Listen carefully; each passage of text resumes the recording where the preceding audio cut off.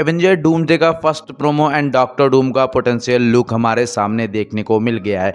Actually Shanghai China में Avenger doomsday का एक इवेंट हुआ था जहां पर एक्चुअली डिज्नी लाइट शो हो रहा था और वहां पे एवेंजर डूम्सडे का पोटेंशियल लुक और उसके एम समेत दिखाए जा चुके हैं, जो कि इस वीडियो में अच्छे से आपको एक्सप्लेन करने वाला हूं। तो चलिए वीडियो को शुरू करते हैं। तो सबसे पहले हम बात करते हैं विक्टर वॉन डूम की, आई मीन डॉक्टर डूम के। एक्चुअली भाई उसका एक लुक रिवील किया गया जहाँ पे उसके पास एक एजी सा हेलमेट देखने को मिलता है जो कि न्यू डिजाइन के साथ और काफ़ी ज़्यादा शार्प देखने को मिलता है।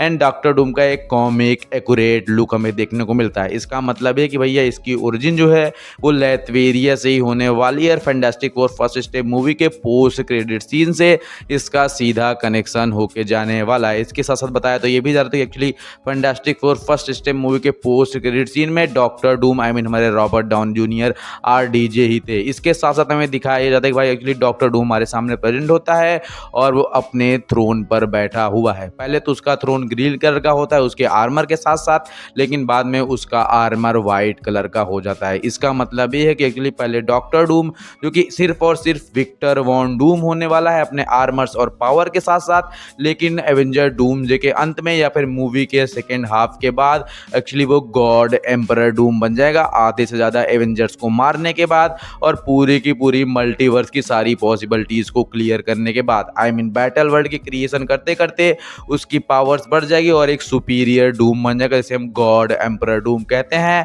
अपने वाइट कलर के केप के साथ। इसका कारण ये कि एक्चुअली जब थैनोस को डॉक्टर डूम एवेंजर डूम्सडे के अंदर मारने वाला है तो उसकी सारे इन्फिनिटी स्टोन की पावर्स को एब्जॉर्ब कर लेगा और सुपर पावरफुल डॉक्टर डूम बन जाएगा। एक्चुअली इसके साथ साथ हमें ये भी दिखाया जाता है कि एक्चुअली जो कॉमिक का एक्यूरेट डॉक्टर डूम और थैनोस का बैटल है, जो में डॉक्टर डूम थैनोस की नी पकड़ के उसकी हड्डियां उसके शरीर का ढांचा अलग कर देता है, वो भी हमें इस मूवी के अंदर दिखाया जाएगा एंड वो भी हमें लाइट शो के अंदर रिवील कर दिया गया है। और जॉस बर्लिन ने हाल ही में कहा था कि जब भी उन्हें रूसो ब्रदर्स थैनोस के लुक को रिक्रिएट करने के लिए कहेंगे वो हमेशा इसके लिए तैयार हैं। और एक्चुअली थैनोस एक आइकॉनिक विलन था एवेंजर इन्फिनिटी वॉर और इंड गेम के अंदर, और अगर डूम्सडे के अंदर उसे हमारे डॉक्टर डूम से लड़ाया जाएगा तो डॉक्टर डूम की असली पावर का अंदाजा हमें लग जाएगा। जब डॉक्टर डूम अपने दोनों हाथों से मिल करके थैनोस की बॉडी और उसकी हड्डियों को अलग कर देगा, आई मीन मांसपेशियां और उसकी हड्डी दो टुकड़ों में,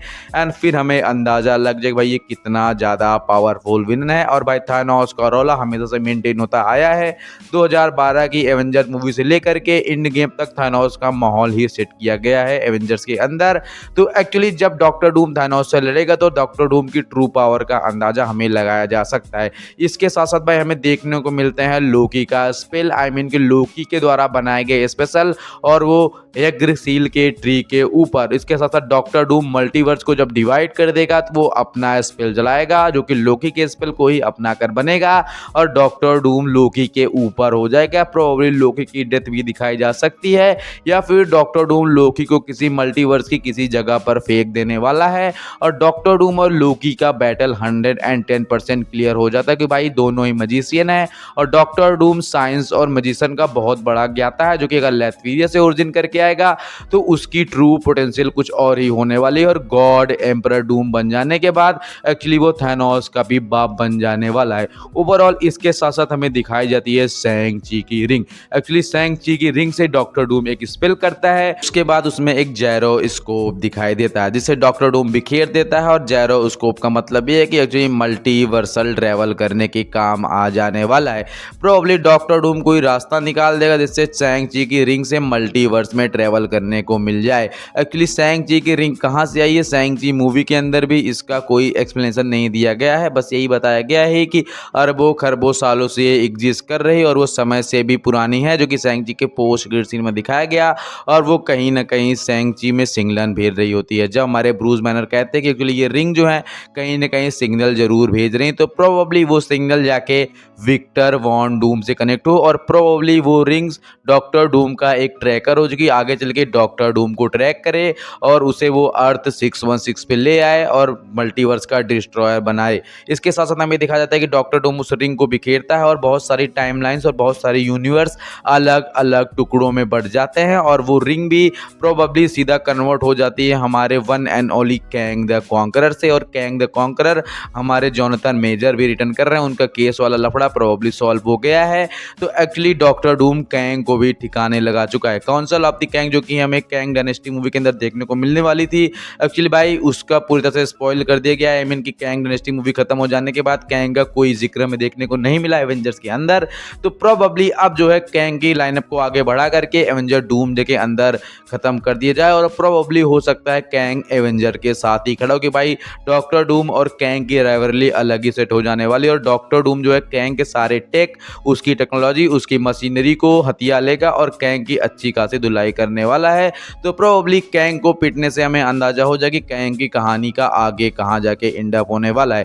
इसके साथ साथ जब उस रिंग को बिखेर देता है वो सब मिलकर के ब्लास्ट हो जाते हैं और डॉक्टर डूम का एक पोटेंशियल लुक रिवील हो जाता है, एंड विक्टर वॉन डूम जो कि डॉक्टर डूम हमारे सामने आकर दिखता है। और इसके साथ साथ जब उस रिंग को फैलाता है तो अलग अलग यूनिवर्स के अलग अलग टुकड़े होते हैं, और अलग अलग मिरर डायमेंशन में हमें सबसे पहले देखने को मिलता है ए फॉर एवेंजर्स का लोगो, जो कि प्रोबेबली अर्थ 616 से बिलोंग करने वाला है।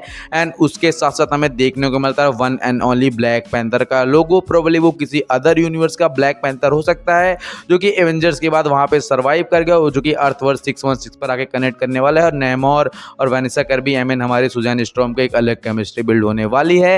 एंड इसके साथ साथ हमें देखने को मिलता है एक्स मैन का लोगो, प्रोबेबली जो हमारा x man days of future past वाले हैं वो इस मूवी से जाके कनेक्ट हो जाने वाले हैं। एंड इसके साथ साथ हमें देखने को मिलता है फैंटास्टिक फोर का लोगो। तो प्रोबेबली डॉक्टर डूम को हराने के लिए अलग अलग यूनिवर्स के अलग अलग सुपर टीम्स एक साथ इकट्ठा होने वाले हैं, चाहे वो एवेंजर्स की टीम हो या डॉक्टर डूम की टीम हो या फिर हो हमारे एक्स मैन और डेज ऑफ फ्यूचर पास्ट वाले ब्लैक पैंथर की team. X man, fantastic four, Avengers, black panther की वकांडा वाली टीम सब मिलके डॉक्टर डूम को रोकने की कोशिश करेंगे, एंड फिर भी एवेंजर डूम्सडे के अंदर वो डॉक्टर डूम को रोक नहीं पाएंगे, और वो विक्टर वॉन डूम से बन जाएगा गॉड एम्परर डूम, जिसका बैटल जाके सीक्रेट वॉर्स में होगा अलग अलग यूनिवर्स के अलग अलग बड़े सुपर हीरो से। प्रोबेबली इसका यही एक्सप्लेनेशन हो सकता है, और इसके काफ़ी सारे वीडियोस आ जाने वाले हैं जिसको मैं डिटेल में फ्रेम बाय फ्रेम एक्सप्लेन करके आपके सामने लाने वाला हूं। तो उम्मीद है आपको वीडियो पसंद आया हो। चैनल को सब्सक्राइब, वीडियो को लाइक, वीडियो को शेयर करना। अगर आपका कोई सवाल है या फिर आपके पास इससे रिलेटेड कोई थ्योरी है तो आप मेरे को कमेंट करके बताना, हम अगले वीडियो में आपकी थ्योरी आपके नाम के साथ डिस्कस करने वाले हैं। Thanks for watching.